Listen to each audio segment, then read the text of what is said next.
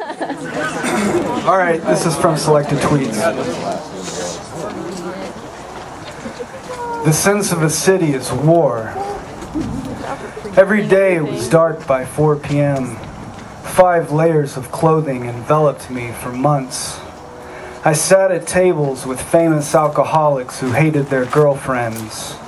We sang songs that didn't exist under archways in parks filled with lurkers. I was on a bicycle in Bed-Stuy pedaling through the Marcy houses. I kept my head down and the dealers on the block called me Snowflake. I could see their legs jutting out from the stoops, missing my wheels by inches. My friends loved me because I was angry and depressed. Love was depressing and made me angry. I only ate ethnic food. I saw a girl getting mugged by a 14-year-old boy, and she wouldn't let go of her purse, so he hit her, and she struck him back and bloodied his nose, and he ran.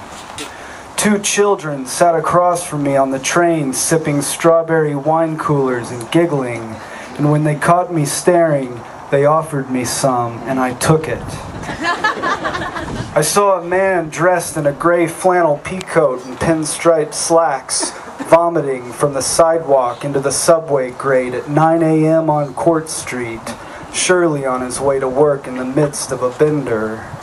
I watched from a bookstore window and laughed because nobody else would laugh.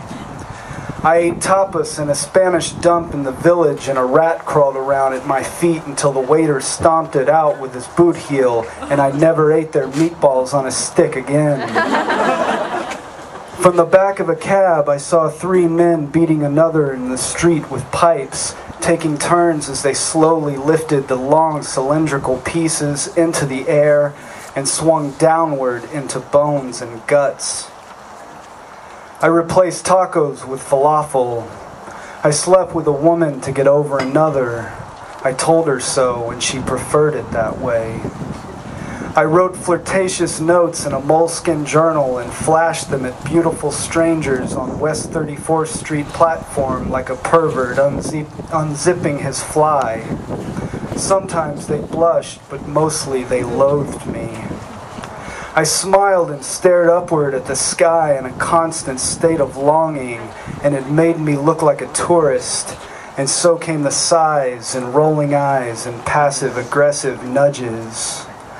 I sat on a bar stool scribbling lyrics on a wet napkin while the next man over berated and spit on me, and the bartender handed me a wet napkin, then poured a drink on the house. I saw a mafioso on 3rd Avenue, gangbangers on Nevin Street, a homeless man called Jenkins who chewed barbed wire for money and was in an eternal state of bleeding. And 5 brothers from Yemen who worked in the bodega across the street, who took turns coming to America, sleeping on cots in the back room, raising money to send back to their wives and children for food, shelter, and to help fund an eventual revolution that was at the time in its infancy. I moved through my neighborhood with an iPod on and earbuds blaring. I grew out my hair and maneuvered between clusters of school kids on field trips and was pleased by their exuberance, and for a moment forgot how alone I was. Even surrounded by friends, I felt doomed. Not because they couldn't understand me, or because they didn't love me, or because I was tragic or whatever. It was because I forgot what I was doing here and couldn't remember.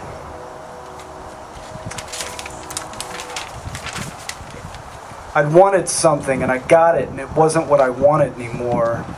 People were rare coin collections gathered and displayed in the glass cases of Manhattan skyscrapers, everyone obsessed over their current market value. Meanwhile, I felt nausea while sitting cross-legged in a 6th-floor cafe with a satchel full of ballyshag and papers, feeling the movement of trains below, my scarf knotted around my neck like a noose, listening to the next table over debate the relative merits of atheism and the Knicks, and me thinking, there is nothing more obnoxious than an atheist basketball fan. Thanks. Yay!